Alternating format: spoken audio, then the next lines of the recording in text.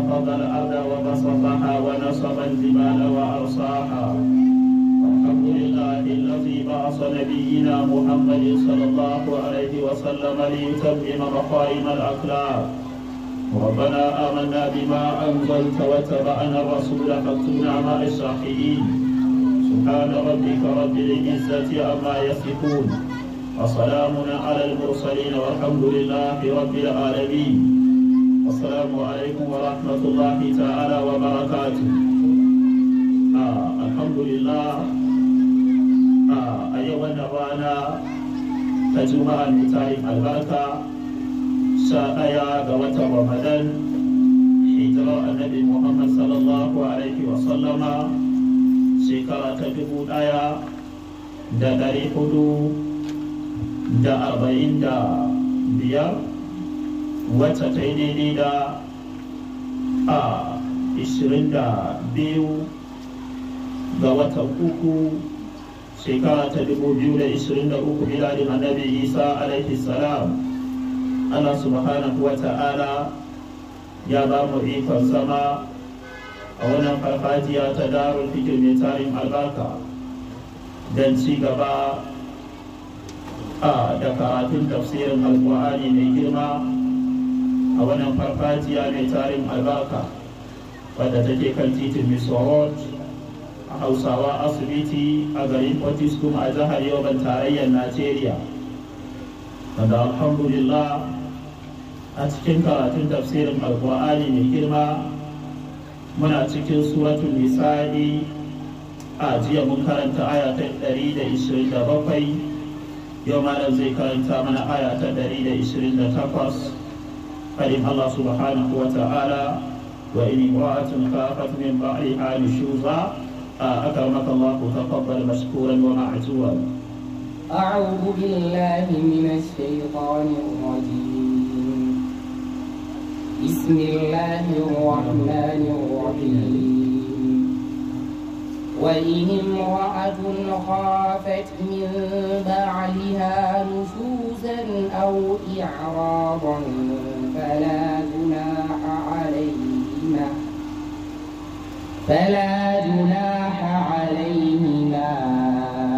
أن يصلحا بينهما صلحا والصلح خير وأحضرت الأنفس الشح وإن تحسنوا وتتقوا فإن الله كان بما تعملون خبيرا.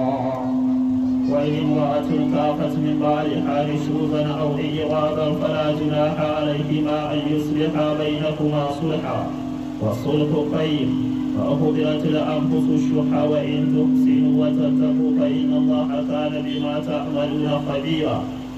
الله سبحانه وتعالى يتمنى وإن امرأة خافت من بعلها نشوزا جد الله سبحانه وتعالى ya mai da mu zuwa ga bayanin sha'anin zamantakewa da mata, wanda jiya ayar da Allah subhanahu wa ta'ala ya kawo mana yastabtunaka fin nisa'i za mu buƙaci malam da dan ƙara karanta mana ita. Wa yastaftunaka fin nisa'i قل الله يفتيكم فيهن وما يتلى عليكم في الكتاب في يتامى النساء اللاتي لا تؤتونهن ما كتب لهن وترغبون أن تنكحوهن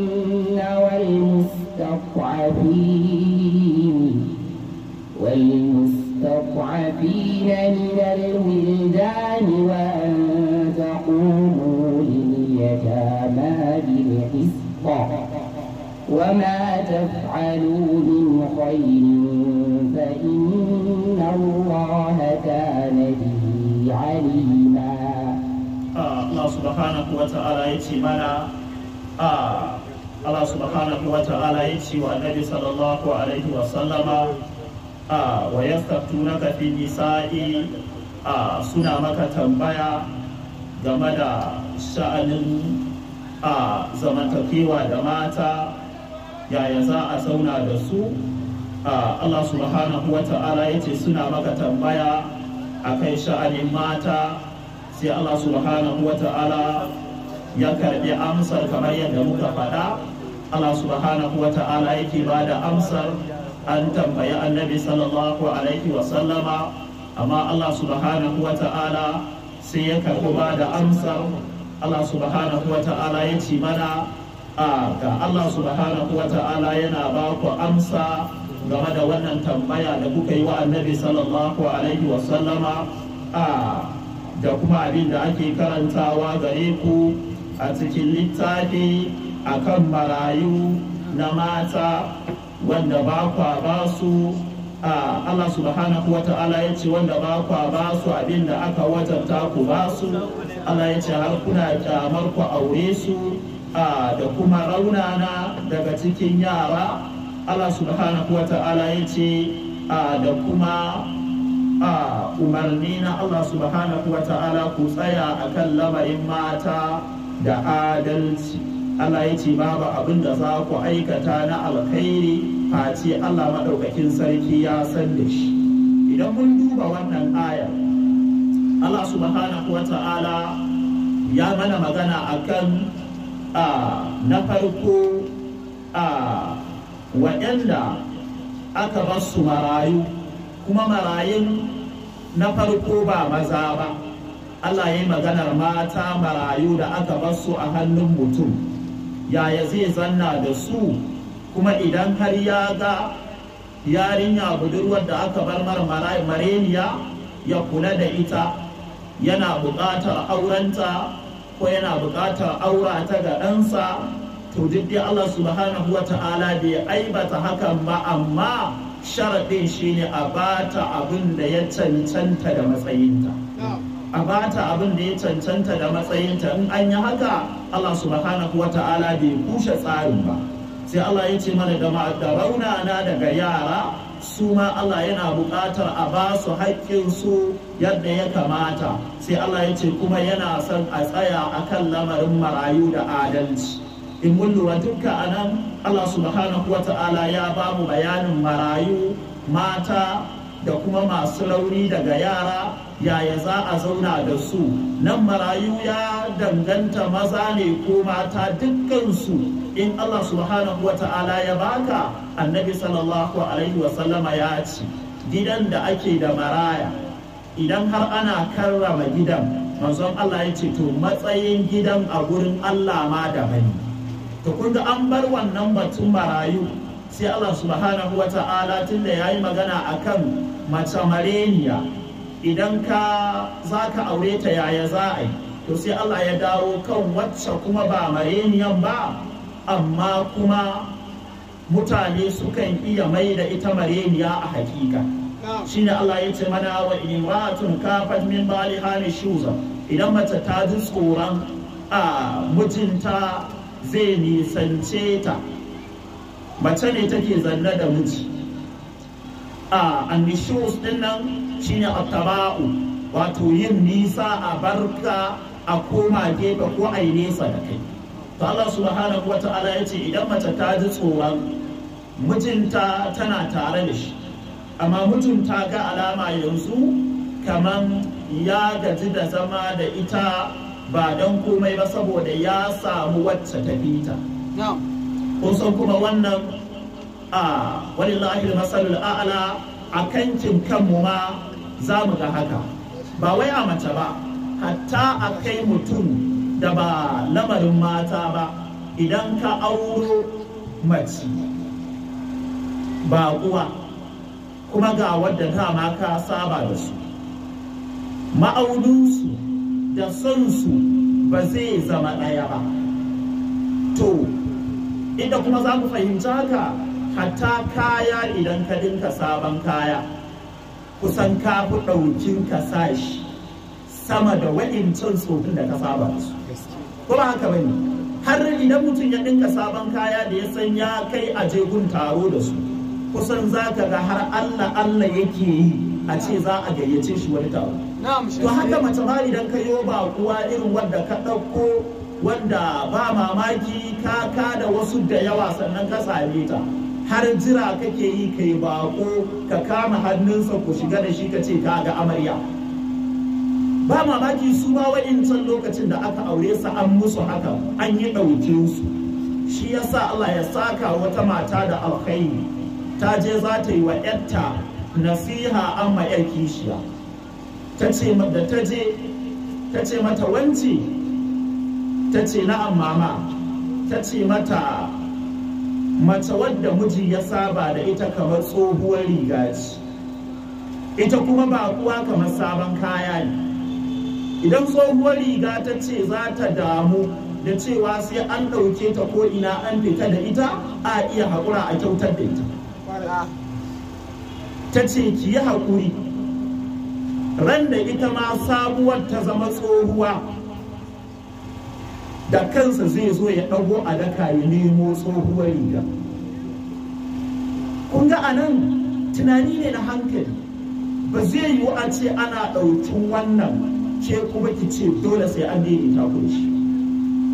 Don haka Allah subhanahu wa ta'ala ya ce idan mace tana jin tsoron a miji kar ya nisance ta, au iradan ko kuma ya kau da kai daga lamarinta. Nan idan an ce annushuz shine ya zama mijin ba zai dinga yawan zuwa ɗakinta ba zai dinga yawan damuwa da sha'aninta ba, amma lokacin da ya zama an samu wani canji wanda ya zama wannan canjin ya bayyana a cikin gida, abin da shari'a take so mace ta zama ne haƙuri.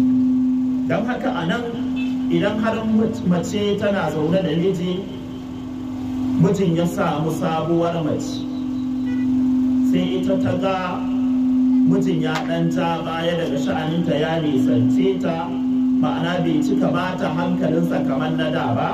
Allah ya ce auki iradan ko kuma ya kau da kai daga sha'aninta. Allah ya ce fala junaha alaihima, babu laifi gare su an yusliha bainahuma sulha, sai sulhu a tsakaninsu ita da miji. Wani irin sulhu za su yi? Wani irin sulhu za su yi? Sulhun da za su yi shine da tsari kamar haka, a cewa baban wani na ga yanayin zamantakewa ta da kai, na ga alama a ɗaukai alamar ka ɗan gaji da ni, to yanzu ya kake so a yi? Ya kake so a yi? Don haka idan ta tambaye shi yadda yake so a yi, in ya ba da mafita ta ji mafitar ta mata, masha Allah. In kuma ya ce mata a'a, aike ce aka yi wa sabuwar amarya, ke dai ke ya kamata ki faɗi ya za a yi. Ita kuma misali sai ta kawo shawara, ta ce tuni abin da nake gani shine wancan amaryarka yanzu na ga hankalinka ya fi karkata kan yadda za a yi ba matsala, ka dinga zuwa gurinta kwana 3, ne ka dinga zuwa ɗaki na kwana 1. Mun gane?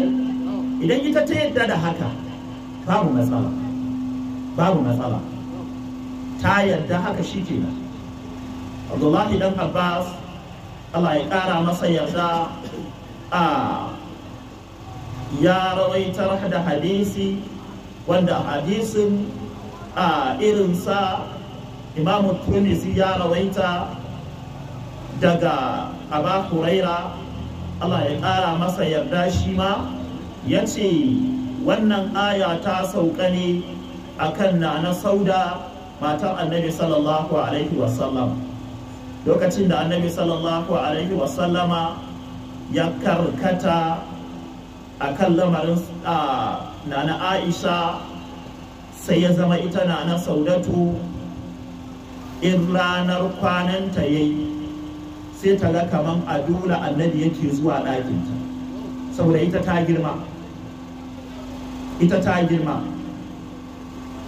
da kanta sai ta fahimci cewa annabi sallallahu alaihi wasallama fa ranar kwananta yayi kaman baya appreciating, baya wani karsashi ɗauki na ya zo gurinta, amma in ranar kwanan ɗakin na Aisha ya fi ɗauki ya je gunta. Kakan da ta samu annabi sallallahu alaihi wasallama ta ce masa, ya ma'aikin Allah, abinda nake bukata ka riƙe a matsayin matar aure, in zanna da kai kada ka sake ni. Kwana na kuma na bawa Aisha. Ta ce ni dai in rasu cikin matanka nake bukata. Lokacin da haka ta faru, annabi ya ce ke kika yadda? Ta ce na yadda. Ke kika yadda? Ta ce na yadda. Annabi ya ce shikenan. Don haka a wannan lokacin nana Sauda ta rasu cikin matan annabi sallallahu alaihi wasallama, saboda ta fahimci cewa matukar idan ta matsa ta ce sai an zo ɗakinta yadda ake zuwa ɗakin na Aisha, ba mamaki a samu matsala a ce mata itan za a sallame ta. Sai ta fahimci haka, sai ta kawo mafita da kanta. Ɗaya kenan. Na biyu, akwai Rafi'u bin Khadij, shi ma ya aure wata mata yar gidan Muhammad bin Maslama. Da ya aure yar Muhammad bin Maslama, shi ma yana zaune da ita, sai ya ƙaro mata kishiya. Da ya ƙaro mata kishiya, sai ya zama ya ɗan fi ba da hankali a kan kishiya ita wannan baƙuwar, amma ba da hankalin ta layin abinci komai yana zuwa, an fahimta? Ta layin sutura komai yana zuwa, amma ta layin kwana kuma, saboda ita wannan da ƙuruciya a tare da ita kuma wannan ta girma, don haka har a sha'awa ta rai, ai wacce ta samu ta tsufa ba za a yi sha'awarta da wuri kamar wadda ta zama tana kan shekaru ba. Don haka a wannan lokaci ana zanne da ta ɗan fahimci ita bai damu da ita ba, sai ta matsa ta sa ya sake ta, sai ya sake ta. Da ya sake ta, da kun san mutane na Allah subhanahu wa ta'ala, malamai suna da kara, musamman inda malami yana aiki da iliminsa, za ka same shi mafi yawa zai zama yana da kara. Dama abinda shari'a take so, in saki ɗaya kai wa mace, kar a ce ta tafi gidansu ta je ta yi idda. In saki biyu kai wa mace, kar a ce ta tafi gidansu ta je ta yi idda. Ba mamaki a wannan gidan da kuke zaune, in wani abu ne ya haɗa ku, ta baka haƙuri, ko ita ko kai ka bata haƙuri, ko kuma dai a cikin ku ɗaya ya yi nadama ya ji yana son ɗaya, ya ci to shi kenan a yi haƙuri a da zaman auren. Ku gaba wadda ya ga an kora ki gida, balantana ma ya san an yi sake. Ce da shi dai kun san an yi sake, in kin so za ki iya faɗa wa iyayenki daga baya. Ta wannan lokaci Rafi'u bin Khadij, wanda duk suke karanta hadisai za su dinga ganin sunansa ya cikin rijalul hadisi, wanda yana yawan ba da hadisi. Don haka tana zanne tsawon lokaci, sai ya ce mata, sai ta ce dawo da ita. Da ta ce dawo da ita, ya dawo da ita. Ta yi tsammanin za a samu sauyi, sai ta sake gade bayan an dawo da auren kuma yanayi irin na baya, ba a canza ba.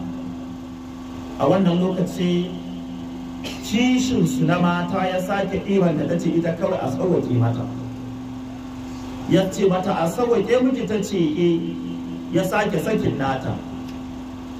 Da ya sake ta daga baya ta kuma sake matsa masa ya dawo da auren, ya kuma dawo da auren. Da ya dawo da auren sai ce mata yanzu fa saki ne ya rage tsakanina da ki, in kina buƙatar a yi sakin sai a yi auren ya ƙare, in kuma ba ta buƙata sai a bai shi. Ta ce a ta zaɓi ta zanna da shi akan ya rabu da ita. Shi kenan a wannan lokaci ya zauna da ita a haka. Don haka wasu malaman sun ce wannan shine sanadiyar saukar aya. To a nan mu bar dukka sababin nuzul, mu dawo yau ɗinmu. Sababin nuzul ta sauka a zamanin manzon Allah sallallahu alaihi wasallama, wannan ƙafa'an ba wanda yake shakku ayar ba a zamanin annabi ta sauka ba. To amma idan ka ɗau ayar ka dawo da ita yau ɗinmu, mu kuma a yau ɗinmu yaya sababin nuzulin ta a tsakaninmu? Na farko, lokacin da mace take da budurcinta a jikinta, take da ƙuruciyarta a jikinta, ta fi burge namiji, kuma namiji ya fi sani.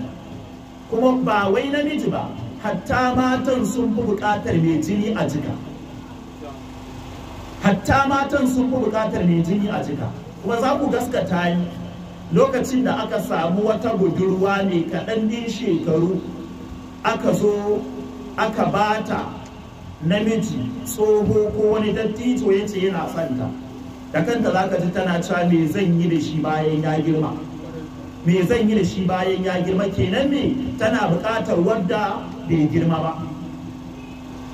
To Allah subhanahu wa ta'ala anan ya san cewa lokacin da mace ta girma, namiji yakan jin sha'awarta ta ragu, namiji yakan jin bai buƙatar ta da yawa. Sai kuma aka ce ya samu wadda ta fita, ta yaya zai haɗa su su daidai? Ba zai yi ba. To kada a ci gaba da yi wa wannan ɗayar wulaƙanci, kaga cewa ba a damu da ita ba. Sai Allah ya ba da wannan dama cewa idan macen ta zaɓi mijin ya ci gaba da zama da wanci mafi yawan lokacinsa, ita kuma lokacin da ya ji ya yi buƙaci ya zo gunta nan ma sai ya zo. To idan sun yadda akan haka, shine Allah subhanahu wa ta'ala ya ce fala junaha alaihi ma an yusliha bainahuma sulha. Allah ya ce ba laifi su yi yarjejeniya akan haka. Ma'ana in ita ta yadda ko shi mutum ne ya yadda, suka tsara a haka, babu matsala. Wannan zai iya yiwa ta fuska biyu. Ita ka san ta girma, amma kuma in ka ce za ka dinga yawan tafiya ɗakin wance za ta damu. Kai kuma mai kuɗi ne, sai ka kawo kuɗi masu tsoka kamar 300,000 ko 400,000 ko 500,000, ka ce mata wancan gashi ki jajari.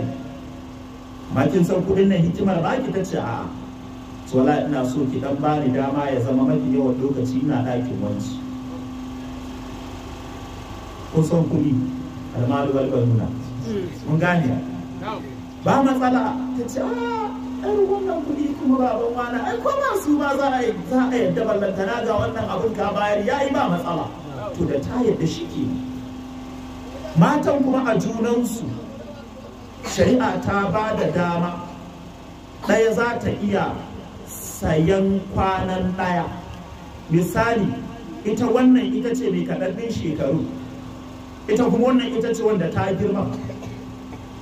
Ita wannan mai kaɗaɗɗin shekaru ta ɗan yi ladabin da za ta yi, ta ɗan ɗauki wani abu, ta ba ma wannan ɗin ta ce mata da Allah ina so ki bar mai gida ya dinga yin kwana 3 a ɗaki na ke dinga kwana 1 a gunki. Idan ta yarda akan haka to shi miji ba a shi, matsala ta kauce. Mun fahimta?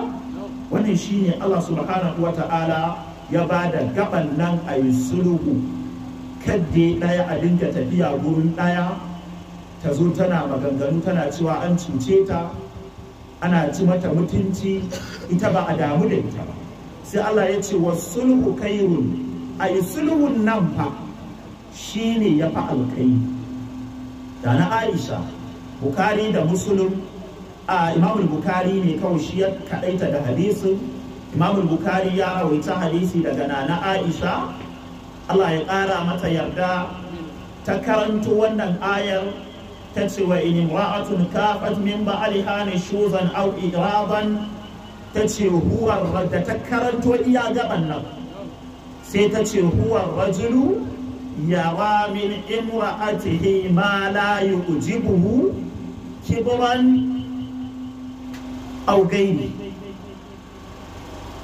Nana Aisha ta ce abinda Allah subhanahu wa ta'ala yake nufi da ayar shine mutumin da yana zaune da matarsa sai ga matar yanzu ba ta kawatar da shi saboda ta girma ko kuma saboda wani dalili, ka kaddara ka ci rashin tsafta. Ai ana son mutum mai tsafta, sai zama wannan ba ta damuwa da tsafta, kuma ka samu wanda yanzu tana tsafta, kai kuma kana son mai tsafta, kun ga dole hankalinka zai fi karkata kan wacce take tsafta. To lokacin da haka ta faru babu laifi idan har ka nisance ta, ba ka yawan ba ta kulawa, ta yadda kuka yi sulhu akan haka, babu matsala in an yi haka. To amma sai Allah subhanahu wa ta'ala ya ce ni wa uqdirati la anfusu shuha, Allah ya ce kai ai kuwa an halartowa rai da ruwa mai tsanani. Ma'ana nan da aka ce wa uqdiratil anfusu shuha, cewa mace ta iya ba da kwananta a 'yar uwarta, rai yana da shuku a wannan bangaren, yana da matukar ruwa cewa ta haƙura ta ba ma wancan kwananta yana da wahala, ko shi ya je ya roƙa ta ba shi dama yana da wahala, ko kuma shi ya zama a ce ya daidaita su, ga ɓangaren da ya fi so ga ɓangaren da ya ji baya so sosai, kuma wannan rowar da ransa take da shi ta ya ebi kwanan daidai ya raba yana da wahala. Saboda ai tun da ransa abinda take so nan ne, to zai fi son kwanakin duk su kare a nan, ya ɗiba kwanan nan ya ba wa nan, ko ya ɗiba ya daidaita. Rai ba za ta so haka ba, za ta yi ruwa. Shi yasa Allah subhanahu wa ta'ala ya ce an halartu wa rai, ma'ana an jarrabi rai da wannan ruwa, ta iya ba da kwananta, ko shi ya iya daidaitawa, ko ita matar ta iya ba da kyautar kwananta, yana da wahalar gaske. Kun ji fa Allah shi ya faɗa abu, in an yi sulhun ba matsala, amma Allah ya ce cikin hakan akwai wahalar ruwa, hakan da wahala. To wannan sai Allah ya ce mana wa in tuhsinu, idan kuka kyautata, ma'ana kuka dai yi ƙoƙarin daidaitawa cikin ƙoƙarinku, wanta tana lura da an damu da ita, wanta ma tana lura da an damu da ita, amma dai kai ka san ka fi son wannan sosai, amma dai a babu da ihsani kana ƙoƙari kas su gane 100%, kas su gane 100%, Allah ya ce in kun yi haka wa tattaku kuka ji tsoron Allah sai Allah ya ce fa inna Allah kana bima ta'maluna khabira. Allah subhanahu wata'ala ya kasance mai ba da labari ne da abin da kuke aikatawa. Me yasa Allah ya kawo sunansa na al-khabiru? Lamari ne da yake koya a cikin ɗaki ba wanda ya sani. To tunda lamari ne da ba ana yin sa openly a waje bane, sai Allah ya kawo sunansa na cewa shi ne yake sanin abin da ke ɓoye ba sai an bayyana masa. To anan wannan shine sababin nuzul na ayan nan da kuma yadda ayat take a yau din. Don haka Allah subhanahu wa ta'ala ya ba mu ikon daidaitawa din, saboda Allah da kansa ya ce daidaitawa yana da wahala. To don haka wanda Allah subhanahu wa ta'ala ya jarrabe shi da wannan yanayin sai kuma ya iya bakin kokari wajen riko da abin da alkur'ani ya ci, saboda kun san sau da yawa shi yasa za ku ga idan za a auro wa mace da kaɗan ɗin shekaru sai ka ga matan da 'ya'yan gidan suna ta yaki, kuma haka bane, da 'ya'yansa da matansa sukan iya yin gamayya cewa su ba za a kawo musu yarinya gidan ba. Shi ko namiji yana nan kamar zakara ne, bai jin kawai dan wannan mai kaɗan din shekaru ne ai ina a shi kawai tun da ya ga abin da yake da bukata to ko zai da kotu wallahi. Ina ruwansa kun aibe ta ba ku aibe ta ba cikar ku ci ina ruwansa. Akwai ɗaya daga cikin malamanmu wadda ya shekara 80 da wani abu, ya je kuma ya auro mace ne kaɗan ɗin shekarun da a jikanin sako da suka fi ta. Ake ta ce masa, malam ai wannan jikar ka auro ya ce jikar ka auro ya ce wallahi abin da zai ba ku mamaki a wannan shekara 80 da wani abu sai gashi yana aihuwa da ita. To lamari ne na Allah. Dan haka Allah subhanahu wa ta'ala yana yadda ya so ne. Da yawan mutane da ake ɗauka an ka tara shekaru to aihuwa ba za ta yi gare ka. Shi ko Allah subhanahu wa ta'ala yana yin yadda ya so ne. Wallahu a'lam. ولن تستطيعوا أن تعدلوا بين النساء ولو حرصتم فلا تميلوا كل الميل فتذروها كالمعلقة وإن تصلحوا وتتقوا فإن الله كان غفورا رحيما. ولن تستطيعوا أن تعدلوا بين النساء ولو حرصتم ولا تميلوا كل الميل فتذروها كالمعلقة وإن تصلحوا وتتقوا فإن الله كان غفورا رحيما. الله سبحانه وتعالى يتمنى ولن تستطيعوا أن تعدلوا بين النساء. الله يتبع كيسا كوكوني كلمة الله يكاو kamar yadda Allah ya kawo lan tanalul birra, to nan ma sai Allah ya ce walan, ya kawo harafin da yake nuna har abada samuwar abun ba zai yi ba.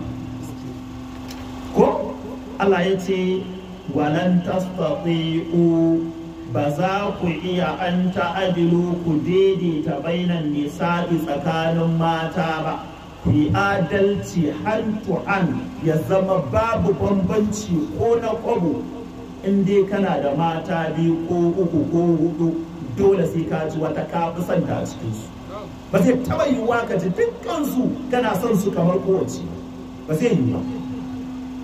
To tun da dai akwai wannan soyayyar, to shin zai yiwu abu soyayyar mutum ya dinga abin da ya ga dama a gidansa? A'a, sai Allah ya ce fala talilu kullal mai. Allah subhanahu wa ta'ala ya ce to walau harastum, Allah ya ce ko kun yi sha'awar haka ko kun yi kwaɗayin ku yi adalci ba zai yi ba. Yadda kake son ɗakin nan haka kake son ɗakin nan, yadda kake son ƴaƴan can haka kake son ƴaƴan nan, ba zai yi ba. dole sai ka ji kun san dole za a samu bambanci. Suwana su kuwa ne biyayya, suwana su kuwa ne na farko kyau yana cikin abin da ke sa son mutum ya bambanta mutum da mutum. Ba mamaki wannan kyakkyawa ce, ba mamaki wannan kuma ba yabo ba fallasa ce. To kun ga idan aka ce wannan kyakkyawar ta ƙara da hali mai kyau, ai ina tsammanin da wuya wannan da ta wuce. To Allah subhanahu wa ta'ala ya san cewa a daidaita ɗin ba zai yiwu ba duka, amma sai Allah subhanahu wa ta'ala ya ce kadde ku karkata dukkan karkata. Sai Allah ya ce fatazaruha kal mu'allaqa, ku batta kamar wani abu wadda aka rataye. Kamar misali yanzu ka rataye abu, shi abun bai yi can sama ba kuma shi bai sako ƙasa ya zanna. To Allah subhanahu wa ta'ala ya kwatanta matar da a gida aka ware ta ba a damu da ita ba. Allah subhanahu wa ta'ala ya ce to za ta zama kamar wanda aka ɗauke ta aka rataye ta, wadda wasu malaman suna kwatanta abin zai zama kamar ma gugar fata, irin gugar fata wanda ake jan ruwa da ita. Suka ce idan an rataye ta za ka ga ta yankwale ta mokaɗe ta takure guri ɗaya. To kar a yi wa mace haka. Daga cikin ƙurra'u akwai wanda ma in sun zo suna karantawa suna karanta gurin da fala tamilu kullal maili fatazaruha kal masjuna daga asijin, cewa kada a batta kamar wacce aka sa ta a kurkuku. Ita ba a fito da ita ta sha iska ba, ita kuma ba a rabu da ita duka. To a nan ayan nan ita ce ayar da take buƙatar dinne iyali wadda matarsa ba ɗaya ba, matan suka kai 2 ko suka kai 3. Allah yana buƙatar ya ji tsoron Allah ya duba wannan aya. Na farko, a gidaje kakan samu ana fifita mace saboda ba mamaki 'yar wane ce. To ko 'yar wane ce, tunda ka auro ta ka zo ka haɗa ta da matanka, abin da ake bukata kasancewa ita ma matar aure ce, wa'innan ma matan aure ne, a yi musu abin da ya kamata, kar a wulaƙanta su. Na biyu, wani mailin kuma karkatar ba ta bayyana a fili. Za ka samu wata mace miji haka kawai zai ji yanzu baya ta ita, zai shiga ɗakin ta ya kwana, amma wallahi zai iya shekara bai kusance ta. Za ka ga mace tana yankwalewa, tana bushewa, tana yin baki. Kuma lamari na tsakanin miji da mata, musamman na layin kusantar aure, abu ne wadda da kunya mace ta je ta gaya wa babanta, ko ta je ta gaya wa umanta, ko ta je ta gaya wa alwalinta, ko ta je ta gaya wa wani ɗan uwanta, da kunya. Don haka za ka ga mace tana cikin damuwa tsilin, amma tana ta yawo da ciwon ba za ta iya magana ba. Akwai matar da ta yi ta fitinar a raba ta da mijinta, ta yi ta fitinar a raba ta da mijinta, gidansu suka yi, da gidansu suka yi, su abunsu kullum aka zo idan ta ba da dalili sai su ga dalilin bai kai a raba auren ba. Ita kuma duk dalilan tana musu beating around the bush, kawai tana bugu a daji ne, amma abin da yake karkashi na matsalar wannan zamantakewar tata da shi ne ba ta samun biyan bukatarta kuma tana jin nauyi ta gaya musu. Sai ka ga mace sai dai ta samu ƙawarta ko ta samu wata makwabciyarta ta dinga koka mata matsala.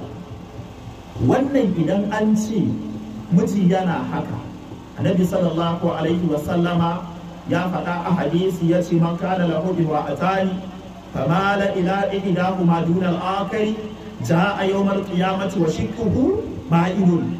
Bazan Allah sallallahu alaihi wasallama yace wanda yana da mata biyu sai ya karkata bangaren daya ya rabu da bangaren daya, bazan Allah sallallahu alaihi wasallama yace zai zo ranar tashin alkiyama yana da paralyze a gefe na.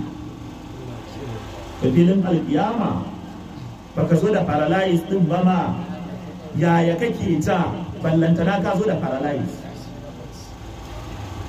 Mutane sun dinga taka kaka su wuce kuma ranar ba ranar mutuwa bane, ballantana wahala ta kake ka. To amma wannan idan ta bangaren miji shi yake yin abin da kansa, wannan aimar wa'azi ya ji tsoron Allah shine sassauƙan al'amari. To akwai kuma tsiya irin ta matan zamani, akwai tsiya irin ta matan zamani na yanzu. Idan za ki auri miji, za ki je ki biya kuɗi a wani ɗan tsubbu ko wani boka da a daji yake baya sallah, ba ruwan sama da addinin. Domin akwai wanda su za su yi alaƙa da bokaye sun ma fi son bokan da ba ma musulmi ba ne, yadda dama zai yi aikinsa na shirka yadda ya ga dama ba ruwansa da Allah. To sai a je a yi irin wannan tsasibar. Abinda zai ba ku mamaki, idan mijin yana ɗakin ta ita, to shi ne yake namiji da har zai iya kazar-kazar ya kusanci mace. Da ya koma ɗakin wacce ba kishiyarta waccan ɗakin ko mata biyun can, to da shi da su ɗaya ne, da shi da su ɗaya ne, shi ma kamar mace zai koma. Duk yadda mace za ta taɓa shi da sha'awarsa ta taso ba zai yi ba, kuma duk yadda zai yi dan sha'awarsa ta yi kuro ba zai yi ba, za ta yi kuro ba. To wannan tsiyar mata suna yin ta a yanzu. Kishiya da za ta zo gida, wata a wannan lokacin za ta shiryo abin da za ta shiryo, da ta zo ta zanna a gidan, to ta kashe mijin a kowa, ita ne kawai mijin yake miji a wurinta. Don haka in matan can ba su fita don Allah ba ma, to za su fita don azabar da suke sha daga ɓangarensa domin bukatar su ba ta biya. Kuma wannan abin tausayi ne, mata idan sun yi shi sai ka ga wannan ta yi aihuwa biyu, wannan ta yi aihuwa uku, waccan kuma rabon da ka samu ciki a tamanta. Wannan na samu cases irin wannan da mata suke zuwa min da shi da koce-koce irin wannan, wallahi ya fi 10. Akan samun irin wannan. To ka ce ni, wata abin da zai baka mamaki, za ta shekara 4 tana haƙuri, wata shekara 5, wata shekara 6, za ta lalace ta rame ta shiga damuwa. Sai ka ji ta ce ai ita kan a gidanta ai zaman ƴaƴanta take. Ka ce a zaman ƴaƴanki ko ne ya jawo? Ta ce ai mijin ni baya kusanta ta, in ya zo ɗaki na ma sai dai ya hau gado ya kwanta ko ya ja tabarma ya kwanta, in gari ya waye ya tashi ita. Da na yi tsammanin ni kaɗai ne, na yi tsammanin ba shi da lafiya ne, dukkan gidan haka muke haƙuri.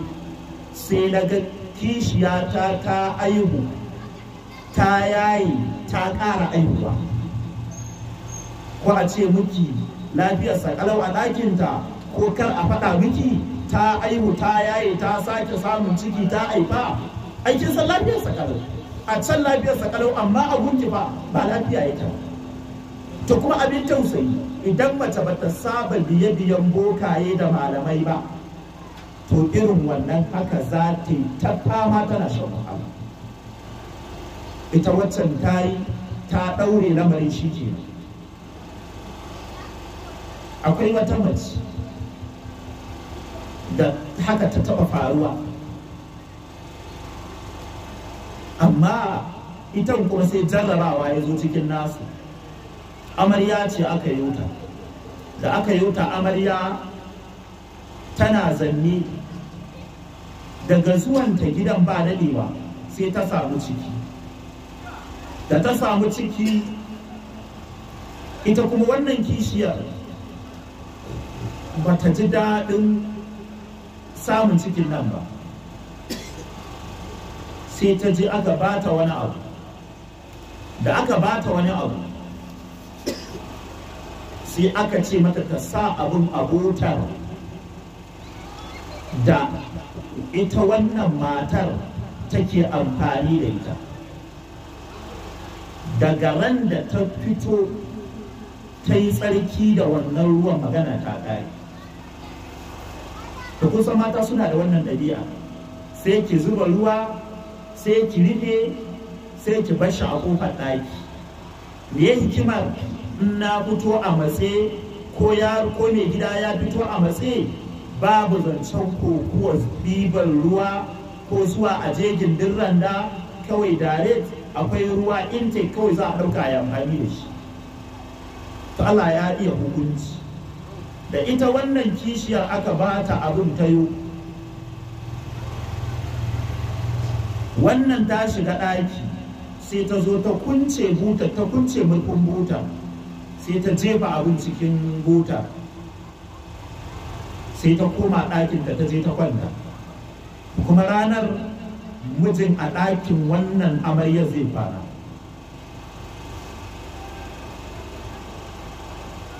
Dare ya yi, ita da aka yi don ita to bata fito tsarin ba a daren. Wajejen karfe 3 dare, mai gida fitsari ya matsa shi ya fito, yana zuwa ya ɗauki buta, ya je kama ruwa, ya je fitsari ya kama ruwa da wannan ruwan. Tun yana ban ɗakin da ya sa ruwan a gabansa. Wani karku ce wai labari nake ji, a gaba da gaba na yi da ita wadda ta zo min da matsala. Hakan ya faru da ita. Kuma abin da ya faru, ita irin 'ya'yan malaman nan ne, kun san 'ya'yan malamai su daga sun zo guri ko da ba a ba su ko gishiri ko kafi zabuwa ko alibi su toma mata tsoron su ake. Ana ta mata rudanin cewa an auro miki 'yar malami sai ki shirya. Shi ne ta je aka bata ita ma wannan abin ta zo ta yi wa 'yar malam ko bata zo da shirin komai ba. Mijintin ya je ya kama ruwa da ruwan a ban ɗaki, yake jin gabansa yana zafi, amma bai iya faɗa ba saboda abu ne da ya tsammanin zai kauce. Ya dawo ya kwanta, ƙarshe sai bacci ya gagara. Ƙarshe zuwa gari ya waye, gaban nasa ya kumbura gaba ɗaya, wando ma ba zai iya zama a jikinsa.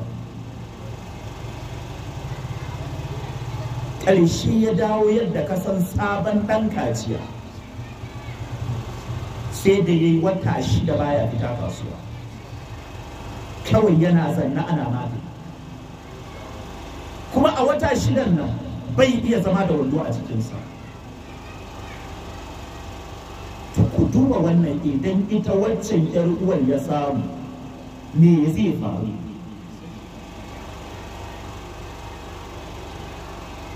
Kun ga wannan ta yi muguntar, sai Allah ya tashi hikimarsa sai ya yi juyo da abin ya yadda dukkansu ita da ita ya sun ɗanɗana wahala. Miji baya fita kasuwa, ina tsammanin mijin ba ƙarfinsa ya kai ya kawo ba, ya kun dinga cefane da kanku. Ina ba ƙarfinsa ya kai ka ba, ya kun dinga cefane da kanku. Kuma duk faɗan da kuke yi akan kwanan ke ba za a kwana da ke ba, ita ma ba za a kwana da ita ba, muga ta bala'i. To wannan ba shi ne halin da al'umma suke ciki a wajen ƙoƙarin a kassara kishiya. To wani lokaci miji yana iya faɗawa masifa da bai sani ba. Shi yasa a asalin tsarin addini yadda ya fi so, idan za ka yi aure mata inda hali ka raba musu gidaje, wannan tana eriyarta, wannan ma tana eriyarta, kayan amfanin wannan daban, kayan amfanin wannan daban. Ballantana kirje zan yi mugunta a ita kai abin ya fada maka. To wannan shi ne matsalar da al'umma suke ciki. Sai dai Allah subhanahu wa ta'ala ya mana sutura. Lalle ana samun matsala da yawa a gidaje, ana samun matsala da yawa a gidaje, musamman wannan matsalar wallahi mata da yawa suna cikin wannan halin, sai dai kawai Allah ya cece su. Allah subhanahu wa ta'ala ya datar da mu, kuma an nuna min lokaci na ga zama hakon haka nan mu tsaya. Abinda muka faɗa daidai na alkhairi Allah ya ba mu ladansa, abinda muka kuskure saboda karancin sani Allah ya sanar da mu ya ke mana. Za mu yi addu'a, za mu amsa tambaya insha Allah wanda muke da su, insha Allah sai mu yi addu'a. Na jiya ne a fara karanta da ce masha Allah. Ba kai ka bil video lazi